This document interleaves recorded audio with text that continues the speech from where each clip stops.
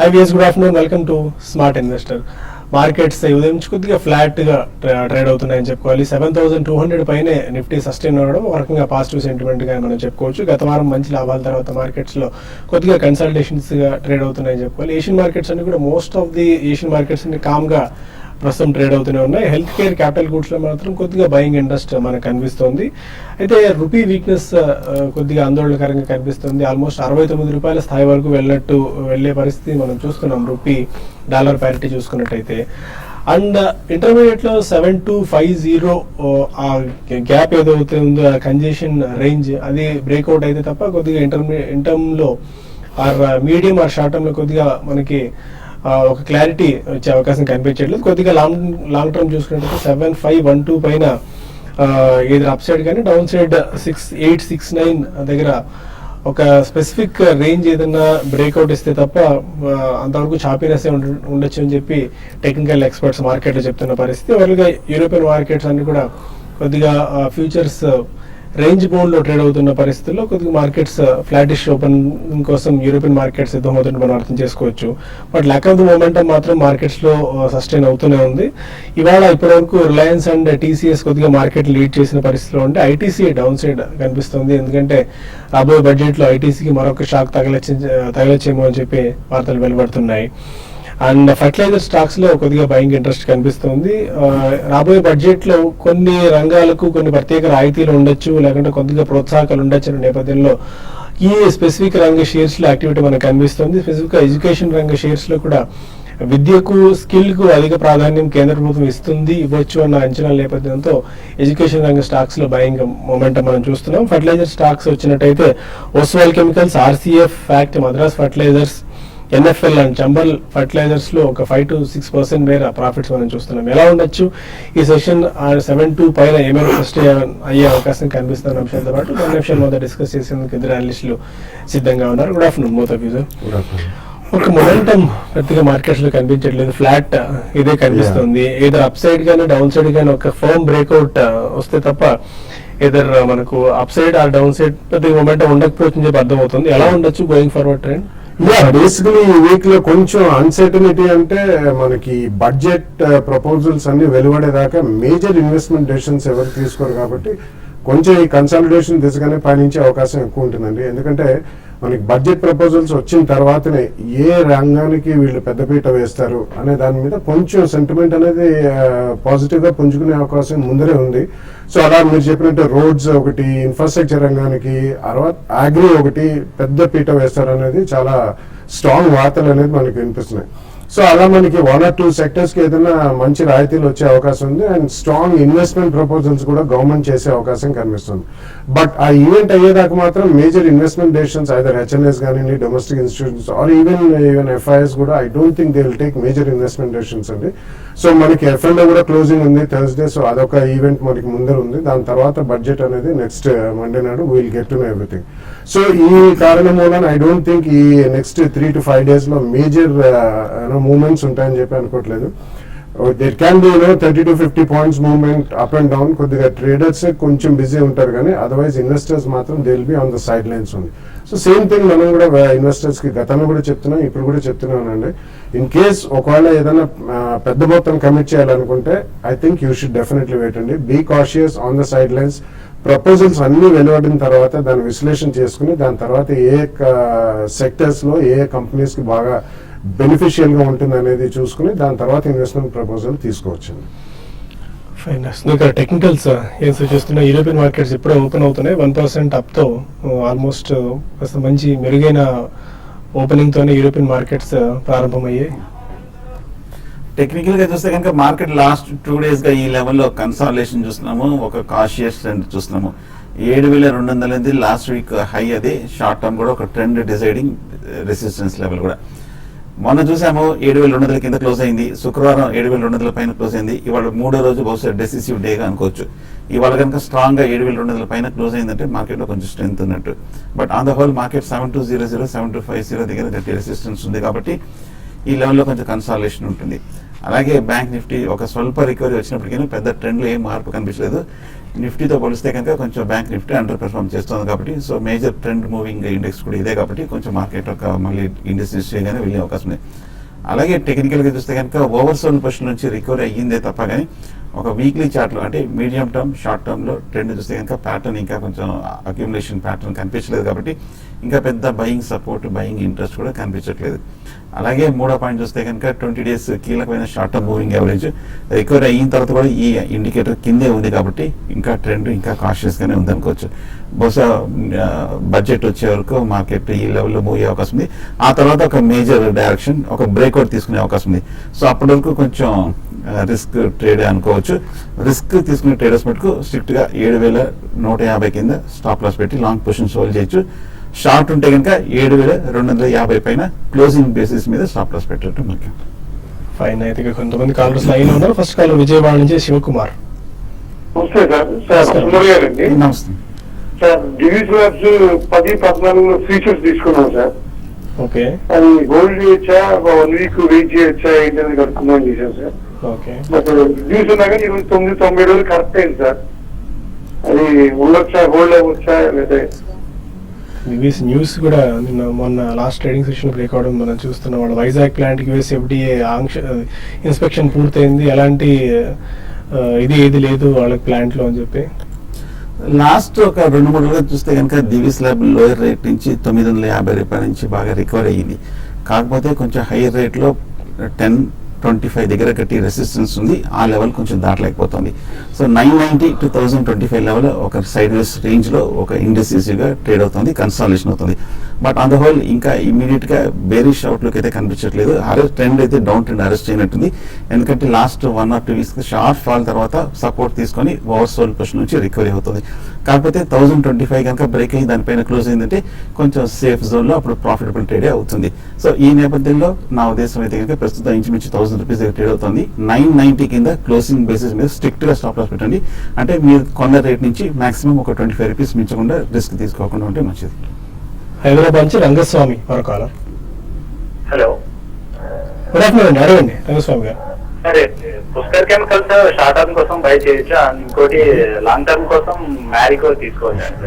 Pushkar chemicals short term గురించి by చేసుకోవచ్చా?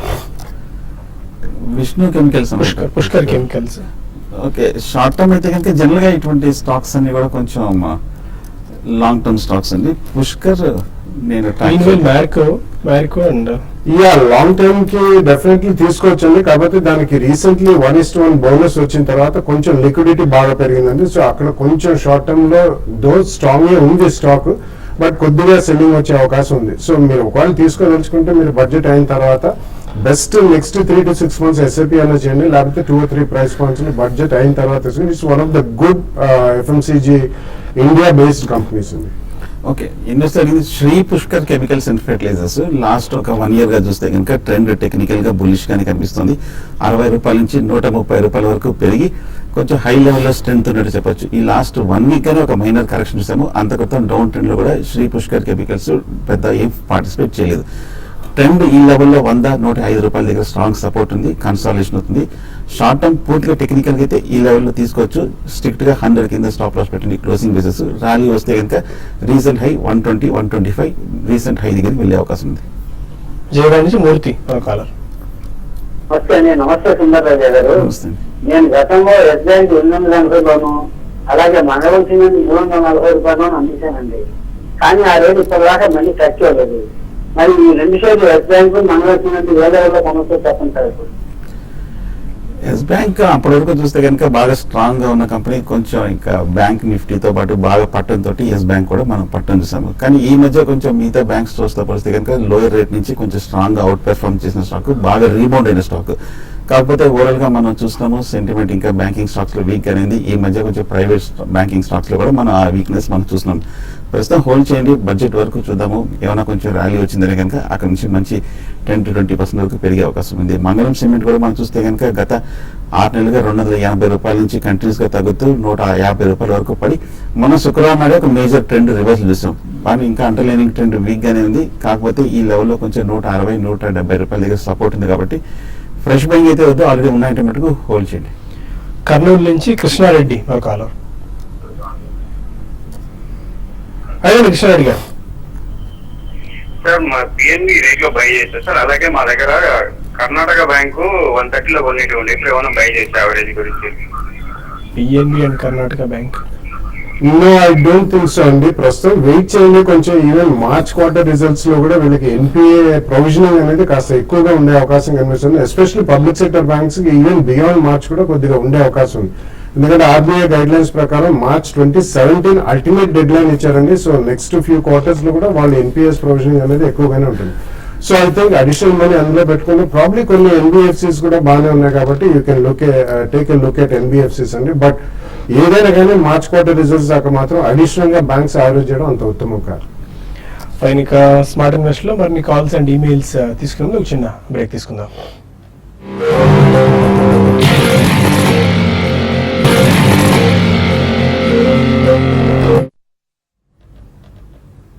Welcome back to smart investor. రాబోయే బడ్జెట్ లో ఫార్మా రంగం ఏం కోరుకుంటుందని దానిపై రమేష్ పొట్లూరు ఎస్ఎంఎస్ ఫార్మా అధినేత బడ్జెట్ విషయ డిమాండ్ చేస్తున్నారు. ఒకసారి ఆయన బయట విందాం.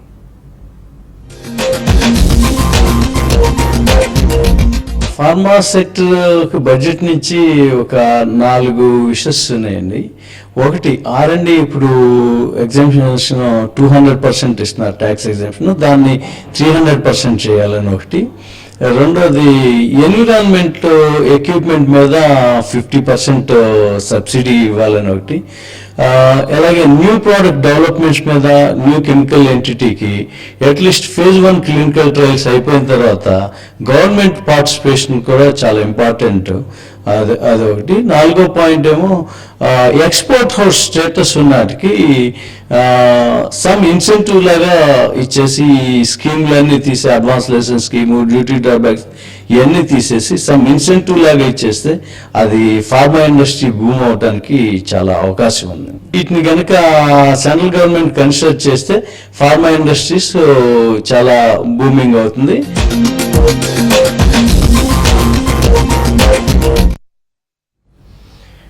మరో కాల్ గుంటూరు నుంచి నాగార్జున ఉన్నారు. హలో. అదే నాగార్జున గారు. సార్ మేము ఓరియంటల్ బ్యాంక్ యూకో బ్యాంక్ రెండు, ఓరియంటల్ బ్యాంక్ ఏమో 100 లో బయింగ్ చేసాము, యూకో బ్యాంక్ 37 లో బయింగ్ చేసామండి. ఓకే. ఇప్పుడు ప్రజెంట్ వాటిని సెల్లింగ్ చేయొచ్చా లేకపోతే లాంగ్ టర్మ్ 1 year కి లాంగ్ టర్మ్ ఉంచుకోవచ్చా? ఓబీసీ అండ్ యూకో బ్యాంక్స్ వస్తే కనుక ఎప్పటి నుంచో బాగా బేరిష్ గా ఉన్న స్టాక్ అనుకుంటున్నది. ఈ లెవెల్లో మనం ఎగ్జిట్ అవ్వమని చెప్పలేము. ఇన్నాళ్ళు మీరు వెయిట్ చేశారు కాబట్టి ఇంకొక జస్ట్ 1 week వెయిట్ చేయండి. బ్యాంక్స్ ఏమైనా కొంచెం రివైవల్ కానీ ఏమైనా కొంచెం వర్స్ట్ అయిపోయి కొంచెం పాజిటివ్ సెంటిమెంట్ లోకి వస్తుందని చూద్దాము. బడ్జెట్ తర్వాత డిసిషన్ తీసుకోవచ్చు. యాజ్ ఇట్ ఈస్ టెక్నికల్ గా చూస్తే ఇంకా వీక్ గానే ఉన్నాయి. హైదరాబాద్ నుంచి రామ్రెడ్డి కాల్. అదే రామ్రెడ్డి సార్ బాలాగారు సార్. అదే అండి. సిగ్నిటీ టెక్నాలజీస్ మంచి రిజల్ట్స్ చూపిస్తున్నారు. లాస్ట్ 2014 డిసెంబర్ లో 510 టచ్ అయింది. మళ్ళీ నెక్స్ట్ 2015 డిసెంబర్ లో 510 టచ్ అయింది. ఓకే. కానీ ఇప్పుడు 400 అక్కడే ముందుకు వెళ్తలేదు, 40 రూపాయలు పన్నే పడతలేదు, 40 రూపాయలు పెరుగుతలేదు. ఓకే అండి.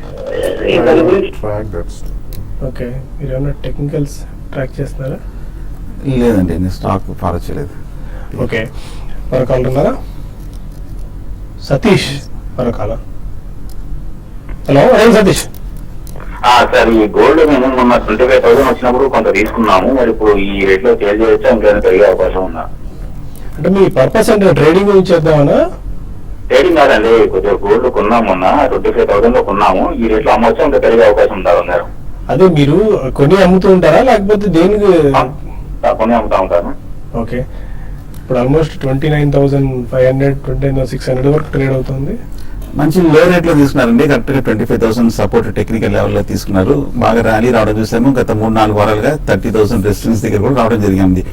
మీరు షార్ట్ టర్మ్ ట్రేడర్ లా కనిపిస్తున్నారు. 30,000 దగ్గర మీరు ప్రాఫిట్ బుక్ చేయొచ్చు. మళ్ళీ ఒకవేళ డిప్ వచ్చి 27,000 వస్తే కనుక అక్కడ తీసుకోవచ్చు. నంద్యాల నుంచి ఈశ్వర్ రెడ్డి. అదే ఈశ్వర్ గారు. REC, Aarti drugs, family and friends. Okay. Aarti drugs వచ్చేసి 572 లో ఉన్నాయి సార్. ఆర్ఈసి వచ్చేసి 200 లో ఉన్నాయి. ఓకే. ఫ్యామిలీ అండ్ ఫ్రెండ్స్ అయితే 96 లో ఉన్నాయి sir. Okay. REC, Aarti drugs and Camlin fine sciences. Yeah, company పరంగా ఓకే, డీసెంట్ కంపెనీస్ అండి, మీరు చూస్ చేసుకున్నారు. కొద్దిగా హై రేట్ లో ఉన్నారు. ఓవరాల్ మార్కెట్ కొంచెం పడ్డది కాబట్టి అన్ని కూడా రియాక్షన్ కి గురైనాయి. సో అయితే వీ షుడ్ హోల్డ్ ఇట్ అండి. లాంగ్ టర్మ్ అంటున్నారు కాబట్టి డెఫినెట్లీ హోల్డ్ చేయండి. మార్చ్ క్వార్టర్ రిజల్ట్స్ తర్వాత కొంచెం ఈ లెవెల్లో స్టెబిలిటీ ఉన్నా కానీ కొద్దిగా సెకండ్ ప్రైస్ పాయింట్లు కొందరు కానీ దాని తర్వాత 2-3 years లో definitely will make good money. Ravindra Babu మన కాల్ హైదరాబాద్ నుంచి. హలో, అయ్యా రవీంద్ర గారు. రవీంద్ర బాబు అండి. నాకు బల్లాపూర్ ఇండస్ట్రీస్ గురించి చెప్పమంటారా? బాలా గారిని తీసుకున్నారండి? ఉన్నాయండి. ఏ పేరులో తీసుకున్నారు? నేను 17.5 తీసుకున్నాను. Okay. Ballarpur industries. Yeah, generally మన పేపర్ ఇండస్ట్రీకి స్టాక్ మార్కెట్ పరంగా అంత ఫ్యాన్సీ లేదండి. Though Ballarpur industries one of the top companies, అంటే top 3 to 5 companies paper based companies లో ఉంది. అండ్ ఇదే కాకుండా కొంచెం దీనికి ఆల్వేస్ ఎప్పటికప్పుడు చిన్న చిన్న ఇష్యూస్ క్రాప్ అప్ అవుతుంటాయి.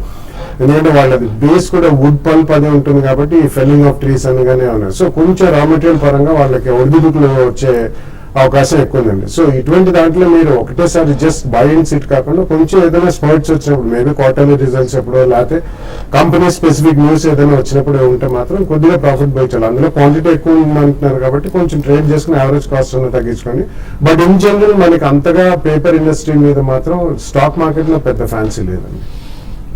ఇంకా కొన్ని ఈమెయిల్స్ వచ్చాయి, వాటికి సమాధానం తెలుసుకొని ప్రయత్నం చేద్దాం. రత్నం అడుగుతున్నారు, సుజలాన్ 21 రూపీస్ లో బై చేశారు, 13 రూపాయల దగ్గర ఉంది. ఇప్పుడు మరిన్ని బై చేసింది రైట్ టైమా? అవాయిడ్ చేయండి. 11 రూపీస్ దగ్గర స్ట్రాంగ్ సపోర్ట్ ఉన్నప్పటికీ టెక్నికల్ గా లాస్ట్ 1 or 2 weeks గా మార్కెట్ రికవరీ కూడా బాగా బేరిష్ సూచనలు కనిపిస్తున్నాయి. ప్రస్తుతం అయితే అవాయిడ్ చేయండి. కమల్ అడుగుతున్నారు, ప్రజ్ ఇండస్ట్రీస్ 94 రూపీస్ లో బై చేశారు, షార్ట్ టర్మ్ గురించి స్ట్రాటజీ ఏంటి? రాజ్ ఇండస్ట్రీస్ చూస్తే కనుక 100 రూపీస్ నుంచి మనం 75-80 రూపీస్ వరకు పట్టం చూసాము. లాస్ట్ 6 months గా చూస్తే కనుక 75-80 రూపాయల దగ్గర medium term long term support కూడా కనిపిస్తుంది. హోల్డ్ చేయండి. షార్ట్ టర్మ్ అయితే కనుక 74 కింద క్లోజింగ్ బేసిస్ మీద స్టాప్ లాస్ పెట్టి హోల్డ్ చేయండి. రామకృష్ణ సోమంచి అడుగుతున్నారు, ఐడిబిఐ ఫిబ్రవరి కాల్ 5750 కాల్ 40 పైసలో తీసుకున్నారు, మీ అడ్వైజ్ ఏంటి? బాగా బేరిష్ తర్వాత ఈ మధ్య లాస్ట్ 2-3 రోజులు స్వల్ప రికవరీ మనం చూస్తున్నాము. ట్రెండ్ వీక్ గానే ఉంది. నా ఉద్దేశం నెక్స్ట్ 2-3 days మార్కెట్ బ్రేక్అవుట్ వస్తే ఇది కూడా రికవర్ అవుతుంది. ఈ లెవెల్లో కనుక నిలబడిపోతే క్లోజింగ్ బేస్ మీద జస్ట్ ఒక చిన్న 1 or 2 points లో ఎగ్జిట్ అయిపోవడం మంచిది. అశోక్ అడుగుతున్నారు, Aegis logistics super house present rate లో బై చేసుకోవచ్చా? యా, కొద్దిగా ఆడండి. I think both decent companies అండి, బట్ అన్ని స్మాల్ క్యాప్ కంపెనీస్ ఇవి కాబట్టి బడ్జెట్ అయ్యేదాకా ఆగండి. లాజిస్టిక్స్ అండ్ వేర్ హౌసింగ్ లో Aegis is a decent company. Super house definitely one of the largest exporters of footwear and all ఇతరత్ర వేరే leather goods కూడా. సో రెండు బడ్జెట్ అయిన తర్వాత ప్రాబ్లీ 2 price points లో కొనుక్కోవచ్చు. సుబ్రహ్మణ్యం అడుగుతున్నారు, ఎల్ఎన్టీ కరెంట్ రేట్ లో బై చేసుకోవచ్చా for long term? Yeah, L and T కూడా ద సేమ్ థింగ్ అప్లైస్ అండి. ప్రస్తుతం మాత్రం అది బాగా రియాక్షన్ అయితే అయింది, బట్ కొంచెం మనకి బడ్జెట్ లో ప్రపోజల్స్ ఏమని వస్తాయి చూసిన తర్వాత or L and T launch shares best ఏంటంటే 3 to 6 months ఎస్ఐపి చేయడం మంచిదండి. For that you just wait for 1 more week. Narender Sangareddy నుంచి అడుగుతున్నారు, TWL Titagarh wagons limited TWL అది 144 లో బై చేశారు, షార్ట్ టర్మ్ గురించి హోల్డ్ చేసుకోవచ్చా? ఈ మధ్య 110 రూపాయల నుంచి స్ట్రాంగ్ రికవరీ 145 వరకు వెళ్ళడం జరిగింది. 150 దగ్గర స్ట్రాంగ్ రెసిస్టెన్స్ కనిపిస్తుంది. కరెక్ట్ గా రెసిస్టెన్స్ దగ్గర ఉంది. ఈ 2-3 రోజుల్లో 150 బ్రేక్ అయిందంటే కనుక నెక్స్ట్ లెవెల్ రీసెంట్ హై 165 వరకు వెళ్ళే అవకాశం ఉంది. 150 బ్రేక్ అవుతుందో చూడాలి మనం. కృష్ణారెడ్డి అడుగుతున్నారు, పిఎన్బి షేర్స్ 106 లో బై చేశారు, ఒక 500, can I hold are cell? బాగా పడిన స్టాక్, బేరిష్ గా ఉన్న స్టాక్, మీ రేట్ రావాలంటే పెద్ద బ్యాంకింగ్ సెక్టర్ లో ర్యాలీ వస్తే తప్ప ఇమీడియట్ గా వచ్చే అవకాశం కనిపించలేదు. ప్రస్తుతం లెవెల్ బాగా డౌన్ లో ఉంది కాబట్టి హోల్డ్ చేయండి. ఈ బడ్జెట్ లో బ్యాడ్ బ్యాంక్ అనేది ఒకటి ఏర్పాటు చేయాలన్న ఆలోచనలో కేంద్ర ప్రభుత్వం ఉంది అని చెప్పి కొన్ని వార్తలు వస్తున్నాయి. ఈ ఎన్పిఏ ప్రాబ్లమ్స్ అన్ని తీసుకెళ్లి సపరేట్ గా మళ్ళీ ఒక ఏఆర్సీకి ఇవ్వడం కంటే ఒక బ్యాడ్ బ్యాంక్ లాంటిది ఏర్పాటు చేసి ఈ రీకన్స్ట్రక్షన్ చేయాల్సిన ఆస్తులను వాళ్ళకి ఇవ్వాలని చెప్పి, ఒకవేళ అదే కనుక జరిగితే ఈ పిఎస్యూ బ్యాంక్స్ లో మళ్ళీ కొద్దిగా వాల్యూ బ్యాంక్ లాంటిది కనిపించచ్చా? ఆర్ అంటిల్ అన్లెస్ ఆ 2017 ఏదో ఆర్బీఐ ఇచ్చిన టైం ఫ్రేమ్ లోపు మళ్ళీ పిఎస్యూ బ్యాంక్స్ బయటపడే అవకాశం ఏం లేదా?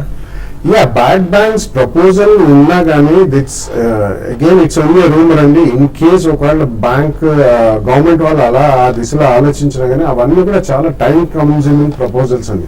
So it'll take a long time. So ఈ లోపల మనకి March 17 అనేది something which is inevitable. So వాళ్ళ ప్రొవిజనింగ్ మాత్రం తప్పకుండా నెక్స్ట్ ఫ్యూ క్వార్టర్స్ చేస్తూనే ఉంటారు కాబట్టి based on that news banks కొనడం అనేది అంత ఉత్తమం కాదండి. And banks will not be completely out of Woods.